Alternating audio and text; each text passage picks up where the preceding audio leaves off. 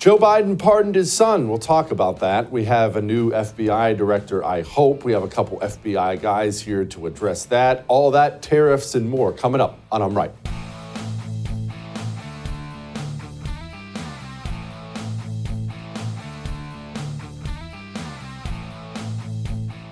Okay, so late last night, the news you are well aware of by now. Late last night, Joe Biden, kind of odd to do it on a Sunday, decided to go out and pardon his son. Now, let's get past all the things you already know, the things you've already heard all day long. Yes, I am aware he said repeatedly that he wasn't going to. He was always out there saying things like this.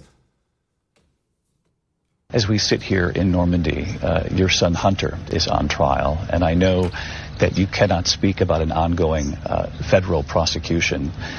But let me ask you, will you accept the jury's outcome, their verdict, no matter what it is? Yes. And have you ruled out a pardon for your son? Yes. Okay. Yeah, and I could sit here and play you the things you've seen all day long, the montages of Joe saying I won't and the media saying he won't. Let's get past all that. You already know all that. Joe Biden lied and said he wasn't going to pardon his son. I'm going to tell you why this pardon is a good thing in a few minutes. Just hang with me. But first of all, let's cover this. Let's cover this. Joe Biden is a liar and has always been a liar. And as I used to say repeatedly back when he was still pretending to be the president of the United States of America, Joe Biden is, as amazing as this is, the biggest liar in the history of the United States presidency. No other president, Republican or Democrat, has come close. And I say this as someone who knows all politicians lie, all presidents lie. They all do. They will shade the truth and manipulate this. Joe Biden, for his entire career, has not shaded the truth. He's one of these sociopaths. You've probably known one or two in your life.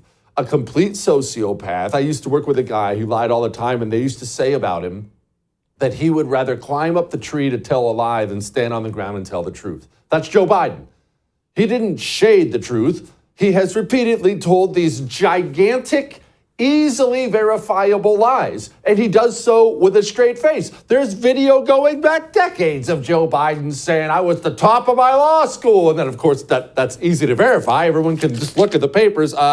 You weren't even close to the top of the law school. He said he taught the Second Amendment in college as a professor. He never taught a single class as a professor. He said he had a football scholarship. He said Beau Biden has died in every war from World War II to Korea to the war in Iraq. Joe Biden tells gigantic, verifiable lies because Joe Biden is a sociopath, a criminal, and a scumbag, and has done so many times throughout history that if Joe Biden told me water was wet, I would just naturally assume it became dry. Joe Biden is a liar. So, like you, I never believed this anyway.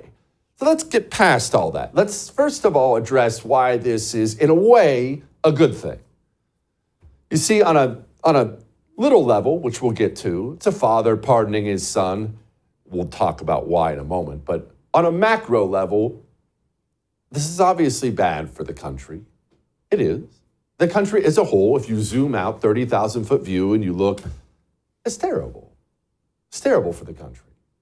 Americans, Republican and Democrat, and everybody in the middle woke up today and saw the news if they didn't see it last night, and virtually every single one of them, unless you're a paid Democrat, and I realize there are many of those in the media and otherwise, but unless you're a paid communist hack, everybody looked at this news and thought, well, that's completely corrupt.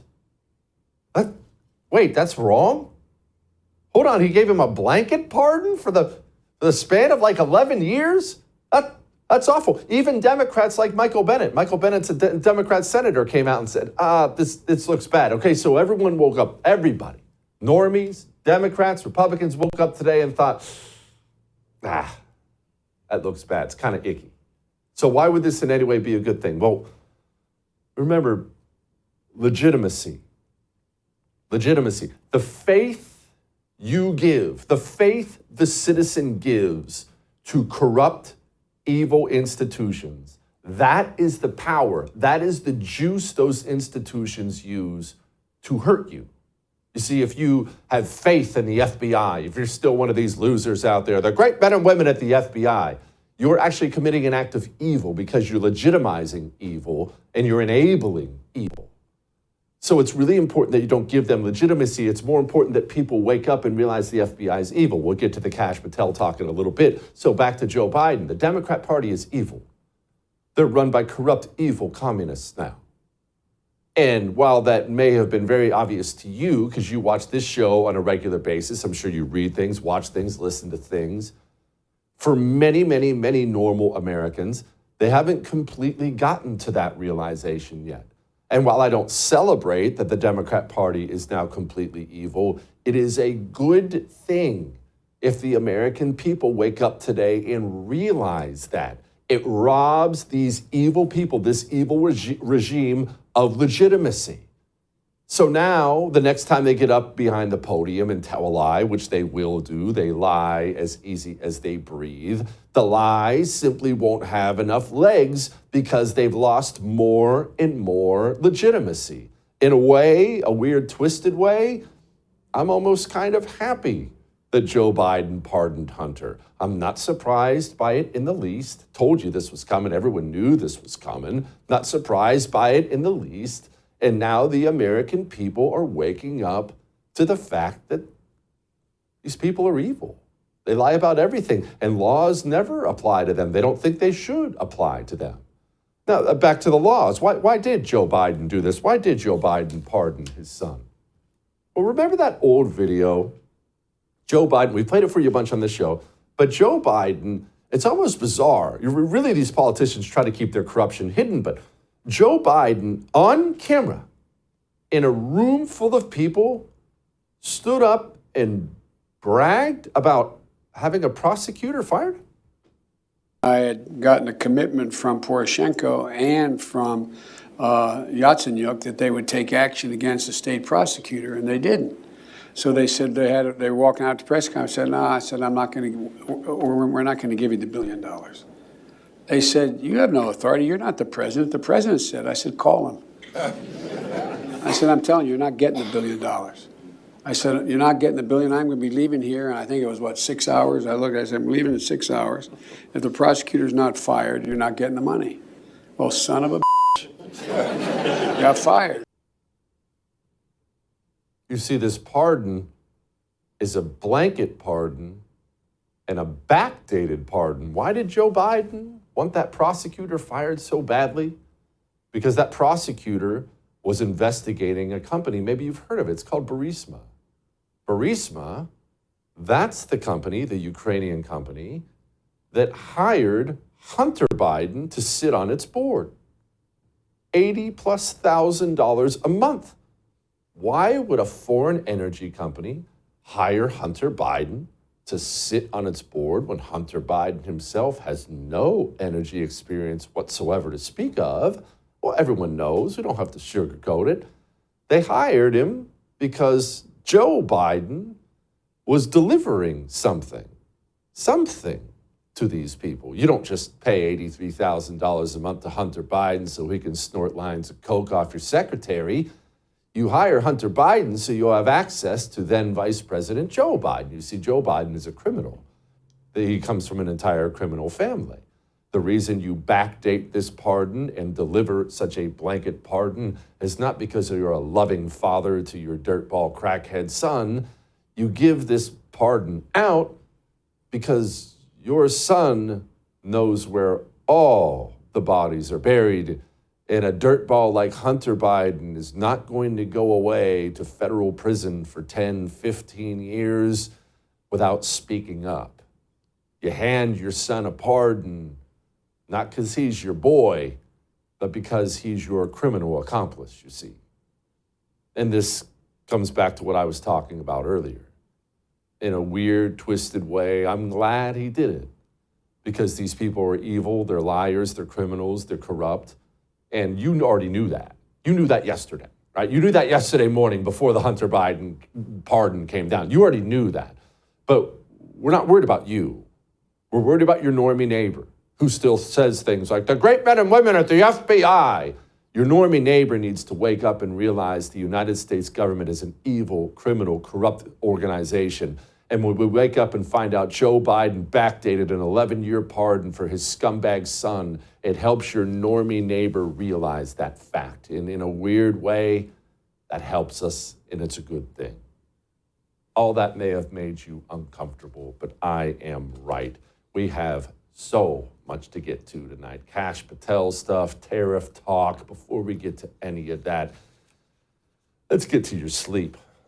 So I know you're well aware that it's officially Christmas season, and you walk in any one of these coffee shops and it's Christmas theme this and Christmas flavor that. Well, maybe you're thinking, I wish Beam had something like that because I love my dream powder, but I want delicious Christmas flavors. Well, Beam delivered that. You see, it's a cup of hot chocolate.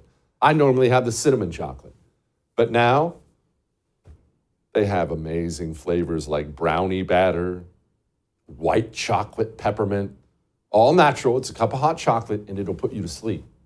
And when you wake up in the morning, you feel great. Does that sound good to you?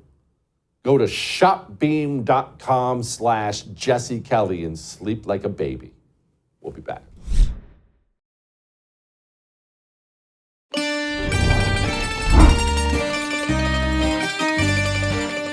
I'm extremely proud of my son, Hunter. He has overcome an addiction. He's one of the brightest, most decent men I know. And I am satisfied that I'm not going to do anything. I said I abide by the jury decision, and I will do that, and I will not pardon him. Sometimes, since he always hides on the beach now, sometimes I forget that the president is not even a functional adult. Then we play these old videos. Anyway, pardoned him. Surprise, surprise. But a lot of people don't realize this wasn't the first kind of blanket get-out-of-jail-free card Hunter almost got in recent memory. Joining me now, talk about that and some other things, May Mailman, director of the wonderful Independent Women's Law Center. Hey, May, people forget about what Mr. David Weiss, whatever his dumb name is, and the thing he tried to pull when he was supposed to be prosecuting Hunter. You're absolutely right. So this is take two. Take one was there was supposed to be a plea deal where Hunter Biden said, I plead guilty to nothing, essentially. Like, I apologize for nothing. And in exchange for that, he was going to get immunity, a deal with the government. So basically doing it through contract, where here this is through executive fiat. Now, if you remember the last time, a judge had some questions. Wait, so is this plea deal covering just the related crimes that are being investigated, or is this everything? And the DOJ kind of said, oh, we can't say out loud it's everything. So they said it was just these crimes. And Hunter Biden said, no, that's not what you agreed to earlier. So the deal fell through before. And I used to think that Hunter was stupid. He should have just taken the limited deal before. But now he's out of jail anyway. It doesn't matter. May, you are educated. I am stupid. So I need you to lay something out for me because I really get confused when it comes to this legal stuff. It's this blanket pardon. Everyone's talking about it today. Covers pretty much 11 years. They think it's 10, but if you look at the dates, it's 11 years. It's a backdated pardon. So what does that mean? As in, if we find out that Hunter Biden murdered the babysitter back in 2018, is he covered there? Is this like a just blanket get out of jail free card? Are there a specific list of crimes? How does this work? It's a blanket pardon, so it would cover everything, but it doesn't cover. But a couple of things. So one, it doesn't cover state crimes. So the federal government is not in charge of state governments. And then two, it doesn't cover new crimes arising out of things that might have been pardoned. So let's just say he did murder somebody and then he gets questioned about it and he lies on the stand or, something like that. Like, you can still be held accountable for perjury. So like, Hunter Biden is going to live a long life after this. I don't know whether he's going to be able to stay out of trouble. So it really does. It ends on the date that it ends. But yeah, this is ridiculously sweeping. Okay, how ridiculous is it, May? Have we seen things like this before? I personally can't remember having seen anything like this before, but is this something that's been done? Yeah, I mean, I'm sure that there is some sort of constitutional pardon expert who could tell you maybe for pardons for people who are already dead, just clearing their name, something like that. These are sort of symbolic. I would imagine that there are full and unconditional pardons. But for somebody who has lived a life of crime, who has cheated the American taxpayer out of their money, who has been involved in bribery schemes with the federal government, for people who are unregistered foreign agents like Hunter Biden appears to be, no, like he is, this is one of one for that. Okay, May, let's shift gears here because there are other things going on besides the president and his dirtball son. Let's talk about the culture wars stuff because you have been all over this stuff, specifically dudes pretending to be chicks and beating up women in sports. Where are we in all this? Well, I mean, the men are still beating up women in sports, although sometimes the women win. So if you are following the San Jose State University women's volleyball team, Boise State didn't even participate in the championship because they didn't want to risk, well, A, they wanted to save women's sports, and B, they didn't want their women to have to get a ball smashed in their face and that they get paralyzed for life like Peyton McNabb. And so, yes, the NCAA, the Biden administration, federal regulations are still putting men in women's sports. But luckily, there was an election and there's going to be a new sheriff in charge. So I think you're going to very immediately see changes in the federal government. The question then is whether some of these private entities like the soccer federation, these the sport bodies governing the Olympics, governing volleyball, these types of things, whether they're going to act too. May, Donald Trump's about to be president of the United States here in, I don't know, like a month and 20 days, give or take. What impact can he have on all this stuff, all the Title IX stuff? What power does the president have to affect change in this area? Because it is really gross. That story about Peyton is just unbelievably awful. I can't believe we allow that stuff in this country. But what power does Trump have, and what power do you think he will use to get this stuff switched around? Yeah, so I think on day one, you have the Department of Education, which, yes, does need to be eliminated, but it's not going to happen on day one. So what are they going to do on day one? They are going to save women's sports and save women's spaces. The Office of Civil Rights there launches investigations, and they see whether universities are discriminating on the basis of race or discriminating on the basis of sex. And if universities, if colleges, if daycares are not providing safe spaces for women, then they should be investigated and they should have their federal funding pulled. So I think the Department of Education can immediately launch an investigation. I'm going to say San Jose State #1, Western Carolina University should be #2. That's where Peyton McNabb currently goes, and she does not have access to a women's bathroom there. They won't give her. They say men can go into the women's bathrooms. All right.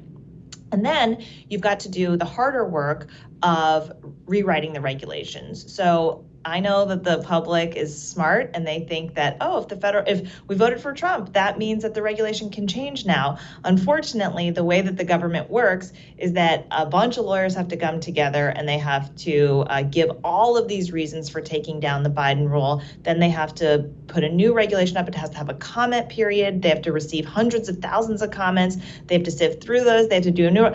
So anyway, eventually, I think then you're going to see a new Title IX rule, but that unfortunately can't be a day one action.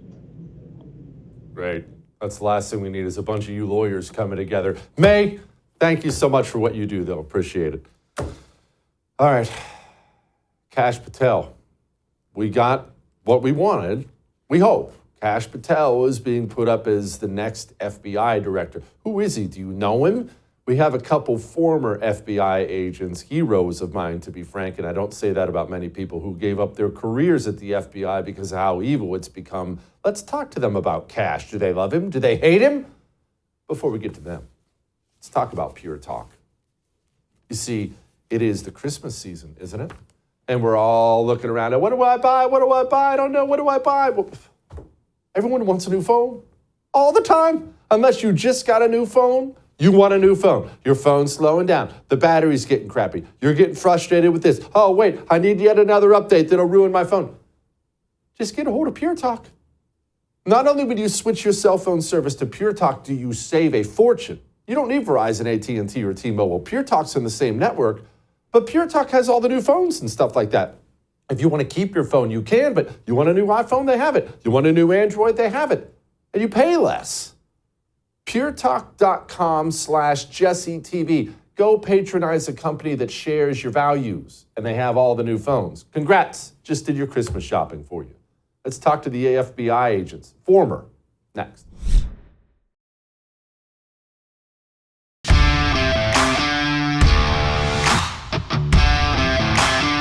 Kash Patel.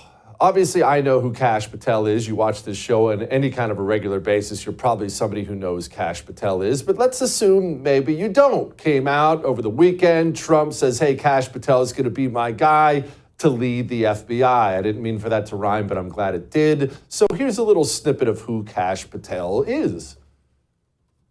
The FBI's footprint has gotten so freaking big. And the biggest problem the FBI has come out of its intel shops. I'd break that component out of it. I'd shut down the FBI Hoover building on day one and reopening the next day as a museum of the deep state. And I'd take the 7,000 employees that work in that building and send them across America to chase down criminals. Go be cops. You're cops. That sounds wonderful to me. What does Stephen Garrett think about that? Joining me now, two FBI whistleblowers. And as I said, I don't have many people I look up to, but I so respect people who gave it all up to expose, to check us. Friend Garret O'Boyle joined me. What do they think? That's a little bit more important than what I think about it. Okay, Garrett, let's begin with you. Kash Patel, you like it? You hate it? What is it? I love it, Jesse. Thanks for having me back on. I appreciate it. 2 years ago, when people first started hearing about Steve Friend and Garret O'Boyle, I wouldn't have guessed that it would have gotten to this point where Kash Patel, barring getting confirmed, will be the next FBI director. You couldn't make this stuff up in a fiction book. And if you put it in a fiction book, nobody would read it because it would be so unbelievable.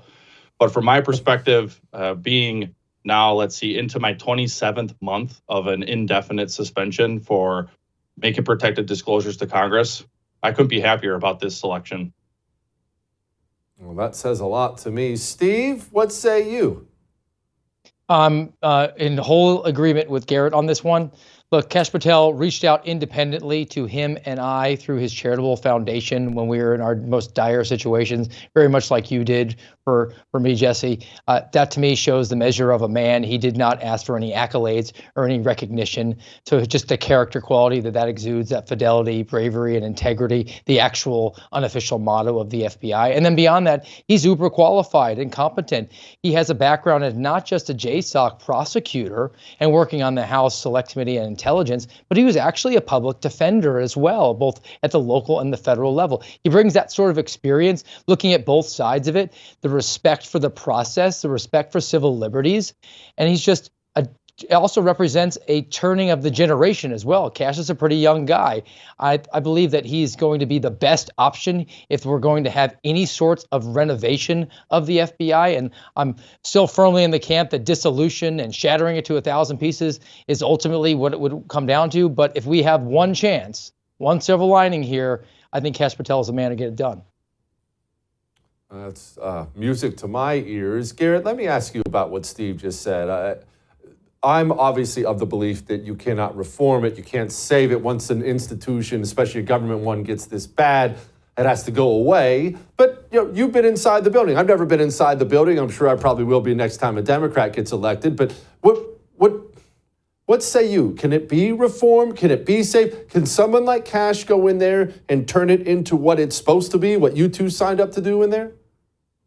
You know, Jesse, I've long believed that it couldn't be reformed, that it needed to be shattered and scattered into 1,000 pieces. And like that clip you played from Kash, turn the Hoover building into a museum of the deep state.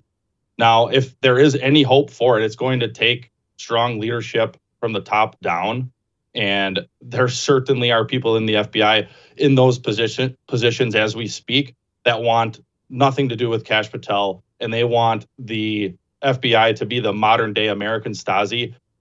Hopefully Kash can turn it around, and hopefully there are enough people in the institution left who want to do the right thing. I struggle with that too, because look at Steve and I and a couple others who have come forward, and now suddenly we are hearing murmurings from inside the FBI that so many people are happy about this selection as we are. But where were they the last few years? If everybody who leaned into their cowardice for all these years, if they all would have stood up and said, hey, this agency is broken, it needs to be fixed, it would have already been fixed. So I have my reservations, and I know some of these deep state apparatchiks are going to try to thwart a directorship by Kash Patel, and many are already hard at work to do that. But at the same time, I've been already contacted by a number of my former colleagues who are excited about this selection. And so maybe, just maybe, there's a little bit of hope for the FBI, but I'm not holding my breath quite yet. Yeah, I'm not either. Hope is not a plan, as they say. And speaking of those deep state types, I hope nobody watching thinks they all have a D before their title, because there are plenty of R types there, like one Mike Rounds. Let's talk about the possibility of Patel getting confirmed, because I can't help but think about this South Dakota Senator Mike Rounds saying things like this. Chris Wray, who the president nominated the first time around, and I think the president picked a very good man to be the director of the FBI when he did that in his first term. When we meet with him behind closed doors, I've had no objections to the way that he's handled himself. And so I don't have any complaints about the way that he's done his job right now. Steve, I hear things like that and it disheartens me, brother, because I say to myself, these people are never going to allow any reformers through. It doesn't matter. Pick a name, call it Kash for now. They're not going to be able to get through. What say you? Well, obviously, Mike Rounds approves of Christopher Wray's FBI as it went after Catholics who went to the Latin Mass, or moms who went to a school board meeting to express displeasure with critical race theory being taught to their children, or Christopher Wray's FBI, which reassigned me from investigating child pornography and told me that it was not a priority going forward and that I really needed to focus on the elderly women that were there on January 6th, or imprisoned concentration camp survivors who were praying outside of an abortion clinic. But, he's got really nice hair and he comes off really well. So we approve that. Mike Rounds from the blood red state of South Dakota. Just yet another one of the low T GOP examples, exhibit A right there of why we have a primary process that needs to get these guys out of office, because they just do not accept what time it is. A primary process we have to start using a lot better than we currently do. Garrett, speaking of whistleblowers, it wasn't just people within the FBI who were going after guys like you and Steve. Democrat members of Congress made it their mission to come after you, didn't they? They sure did, Jesse. And as the story of the suspendables continues to unfold, we learn a little bit. It seems every couple months we get a little bit more information. And yes, they continue to come after me and others. And maybe not that many people will remember, but shortly after Steve and I testified in May of 2023, some Democrats, Jerry Nadler and Stacey Plaskett, they referred me to the DOJ for criminal charges regarding perjury and obstruction. And fast forward to now, we're continuing to learn a little bit more information about that and how the FBI had a case open and they were subpoenaing X for information related to my X account, as well as Kyle Serafin's X account. And they even subpoenaed my wife's Apple ID and information related to that. So we're still working through all that and trying to figure out what comes next. And it's crazy that 2+ years of this, and we're still in the thick of this fight. And who knows, hopefully by January 21st, we'll see some real substantive change, not only from a selfish perspective for myself and for Steve, but for this nation as a whole as it relates to the FBI. No doubt. Well, I'm selfish for you guys, too. I want some freaking scalps. Let's hope we actually get those. Garrett, Steve, appreciate you both. It upsets me a great deal when warriors, whatever the stripe, get screwed by the people they fight for. has always bothered me. When it happens to guys in the military, it bothers me. When it happens to hard chargers in the FBI like that, it gets to me. Ugh. Anyway, I hope they see justice one day. All right, we have to talk to Carol Roth about tariffs and the economy and all this BRICS stuff before we get to that. Steve Friend brought up an important point there, the low TGOP. The problem with people like Mike Rounds is not just that they're losers and probably compromised with some sort of blackmail material. The problem is their testosterone levels are so low. And I know this because virtually every man's is here in the country. We've lost 50% of our testosterone in 50 years because of all the estrogens in the waters and the plastic. We freaking shower in it now. We are just losing ourselves. So what do you do about it? You have to do something. You can't just let it go. It's not one of those things, we'll figure it out. No, you have to do something. Chalk is what you do. Handle it naturally. I take a male vitality stack from Chalk every day. Natural herbal supplements. I'm not jamming needles in my arm. Natural herbal supplements will get you exactly where you need to be. Go get a subscription, massive discounts on subscription at chalk.com/JesseTV. Take it for 90 days and tell me how great you feel. We'll be back.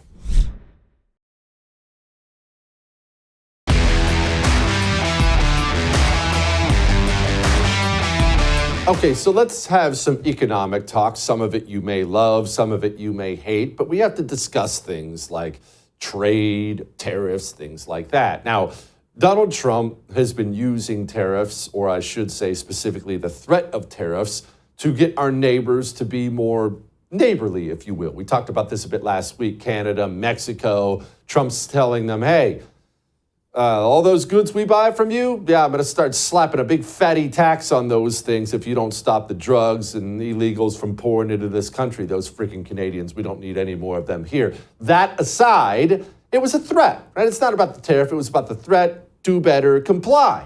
Well, Donald Trump's not done using this threat. He's now threatening the BRICS nations, that alternate to the dollar because the dollar is the world's reserve currency. Now Trump's out there saying, you better drop all this BRICS business or a tariff's coming your way too. Let's talk to Carol Roth about that. Joining me now, Carol Roth, owner?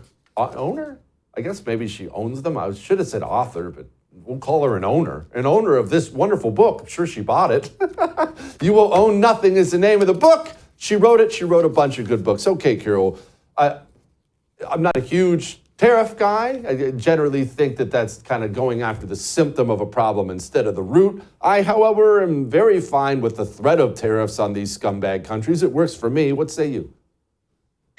Well, I think we're dealing with a little bit of art of the deal here, Jesse. This is Trump blustering and saying these are the things that we might do, and you're going to want to come to the table. And what's great about Trump is that he's not your typical politician. So if you're trying to deal with him and you pull out the playbook that you're going to use on Joe Biden or whoever it is that's running the country now and has been for the last 4 years, that's not going to work. And even though you've seen Trump before, he just is sort of a wild card. So he could do something. He might not do it. You don't know, but you probably don't want to find out. And I think that's one thing that everybody likes, that sort of surprise element gives him a little bit more negotiating leverage. So I'm absolutely fine with him threatening all these kinds of things to get people to the negotiating table. It sounds like that has worked already, perhaps in Mexico, and probably, given the fact that Justin Trudeau went down to Mar-a-Lago, probably worked there a little bit. So now he's going after the BRICS.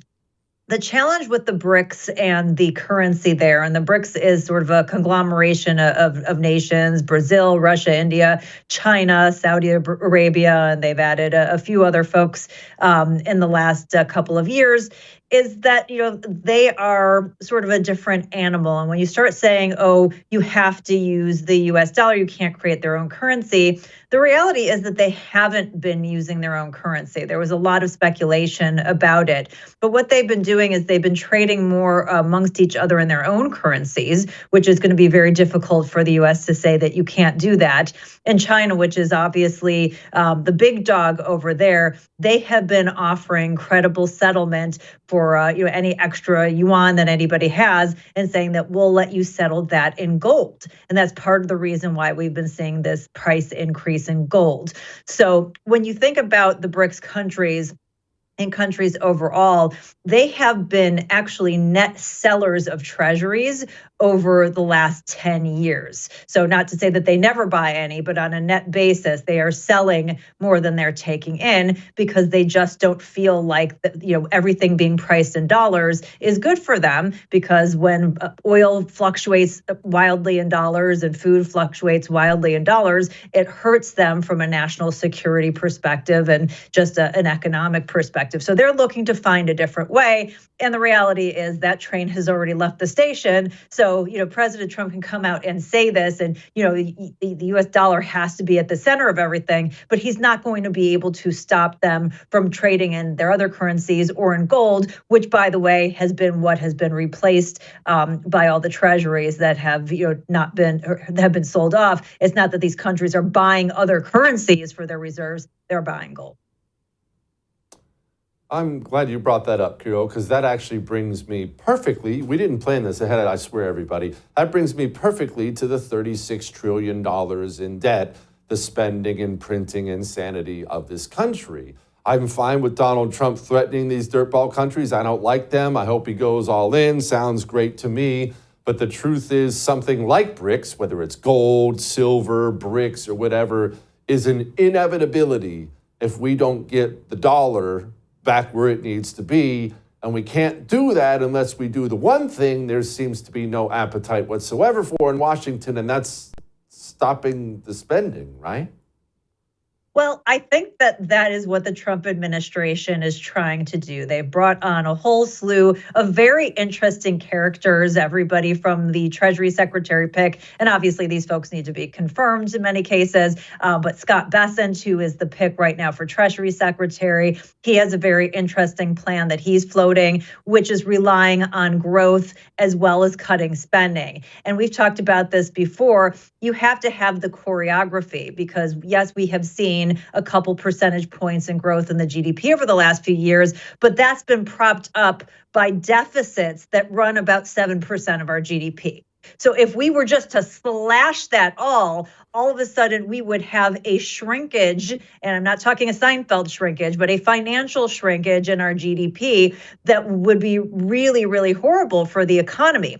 So it needs to be this clear choreography where you get the growth that lets the private sector grow more than the amount that you're cutting, so that you have on a net basis, what looks like a stronger economy. And Scott Bessent has a 3-3-3 plan. Sounds a little familiar from the past, but it's a little bit different, where he's looking at trying to have 3% growth while cutting the deficit to GDP to 3%, which again, given the fact that it's 7-ish, that's more than half. And that's like a 2028 goal, because he knows that this needs to happen. He also wants to increase oil production by an additional 3+ million barrels a day, again, to sort of spark the growth. But there needs to be this choreography between all these different efforts, because as much as you and I would just like to, Javier Milei and go in there and slash everything, we cannot do things in the same way we did things in the 1980s. In the 1980s, debt to GDP was at 30%.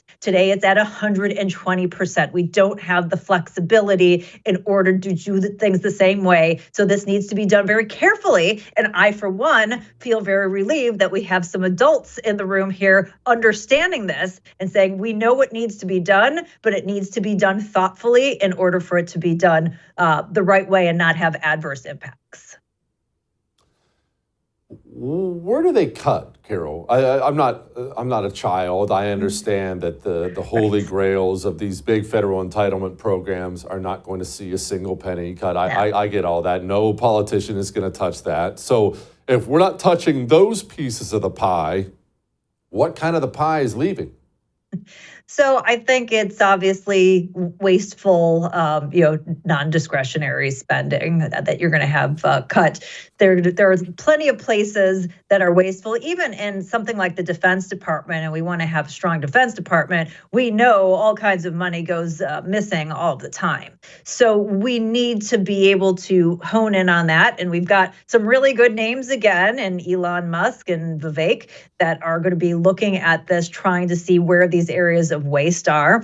One thing that would be nice too is to have a better interest rate so we didn't have so much debt. That would be a good place where we could hopefully cut over time, but I'm not sure we're going to see that either, Jesse. But again, this entitlement piece, which you and I both know needs to be touched eventually, that's not going to happen this round. I think that Scott Bessent has even said, that's for the JD Vance 2028, run for the country. That's going to happen the next time around. We just need to start moving things away from this, horrible place that we're at now. And hopefully over time, if we can cut out all of the wasteful spending and get the government back to, yes, we have these crazy entitlement programs, but there's not all of this other insane spending from shrimps walking on treadmills to waste in different departments. And frankly, there are entire departments that should just be cut in their entirety, that we can then start to have a serious conversation about what the next level is. This is not something that's going to be happening overnight, but what I'm looking for is that movement in the right direction. And I think that movement in the right direction will inspire confidence that we are on the track to get there and allow more flexibility, more optimism, more investment, more hiring, all of those things, because we do need that growth piece in order for any of this to work. No. Nice of them to drop that hot potato in JD Vance's lap. Okay, Carol, it is the Christmas season, or Hanukkah for you people, and you have a message about that, about small businesses. So go ahead. Yeah, us people, like the small business owners, it's Hanukkah for us. By the way, I celebrate Christmas too, Jesse, just so you know. My dad didn't want us to be left out, so we always hung our stockings for Santa. But because we were lived in an entirely Jewish neighborhood, we were the only people that Santa came for. And so people would say, why did Santa come to your house? And I'd be like, well, obviously he just likes us and he must not like you. So, so Santa and I go way back. We still hang our stockings for Santa. But at any rate, okay. We want to support the backbone of the economy. We want to do that all year round. And definitely this holiday season, this is the time of year for many small businesses, especially in your community, those stores on Main Street, where this will make or break whether or not they're in the red or black this year. Also on our website, which I'm see that you're showing right now, we do have our own small business gift guide. So if you're not sure what small businesses to support, it's a great way to start. CarolRoth.com and click on community, and you can see we've got more than 60 small businesses that we feature. But every dollar that you spend in your local community, I think it's more than 70 cents stays in that local community. So it's a really good way to show your support locally as well. And we have consumers who are still spending this holiday season. Black Friday, we saw, I think it was the early estimates, over 3% overall, much more tilted towards online than the stores. So, people are shifting their behaviors, but they haven't run out of cash yet, Jesse. They may be, buried in debts and dipping into their savings, but they're going to have a good Christmas, Hanukkah, or whatever holiday that they are celebrating this season. I really want you to do that. I really want you to go to CarolRoth.com, click on community. This is something, obviously we joke, but we both really, really believe in this. Patronize your small businesses. These evil corporations, you leave them alone as much as possible. Keep your money in your community. Carol, thank you, ma'am. As always, I appreciate you. Merry Christmas and Happy Hanukkah. All right, lighten the mood. Next.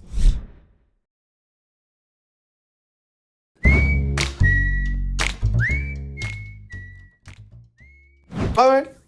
Before we lighten the mood, let me go ahead and make life easier on yourself. Do you want access to videos, really cool ones like the one we're about to pick out? Congratulations, it's totally free. All you have to do is go subscribe to the YouTube channel, youtube.com/@JesseKellyDC. You want to see the longer version of this, the how-to video? That's exactly where you go. Pick up your phone, do a little scan thing, subscribe, it's free. All right, now, I'm a bit of a chef. And this is the shorter version of my latest cooking video. First of all, everything when it comes to cooking involves high quality ingredients. So make sure you spend the money, get the best ground beef you can find, okay? First of all, burgers in there. Seasoning salt. I just use Lowry's or whatever I happen to have. You don't have to stress the general seasoning. Salt, little garlic powder, again, just a little dusting of garlic powder. And then, of course, as I've said many times before, the star of the show, Chipotle Tabasco sauce. Not Tabasco sauce, which is gross, Chipotle Tabasco sauce. This is the star of the show. Now, be generous with it. Don't be whining about heat. Most of the heat cooks off. I do want to stress that it's most of the heat cooks off. If you're one of these sensitive people, gingers, Canadians, you can't handle any kind of a heat, then you might get a little extra spice. But for those of us normal people, you should have just the appropriate amount of spice. This is an American cheese endeavor. Let freedom ring, baby. Don't use your fancy cheeses. Good cheeseburgers need American cheese. Then, the buns. The buns are more than just a delivery vehicle for the burger and the cheese. They're a critical part of the burger. So don't walk up in the grocery store and just grab a pack of buns. You have to finger the buns to make sure the buns are appropriate. One, get the buns from the back of the shelf. Everyone knows they put the older ones at the front, so they want you to buy them. Two, take the time, finger the buns, make sure you have good buns. A good burger is a flat burger. So you want to smash that thing down real good and flatten it out. Flip. Now the second you flip it, get that American cheese on there, because American cheese must be melted. Burger cheese must be melted. I cannot believe these savages who serve their burgers with the cheese unmelted. Now right about now you're probably thinking, okay, you have your high-end plates, you have your fingered buns. Jesse, what about all the ketchup and mustard and mayo and lettuce and tomatoes? Remember, world famous Jesse Kelly burgers are world famous for a reason. They don't need anything. No condiments, no vegetables, no nothing. You don't need any of that. And look how fast that American cheese goes to work. Boom. Burger is done. Burger is scooped. Burger is bun. That is ready to enjoy. You're welcome. Enjoy. I'll see you tomorrow.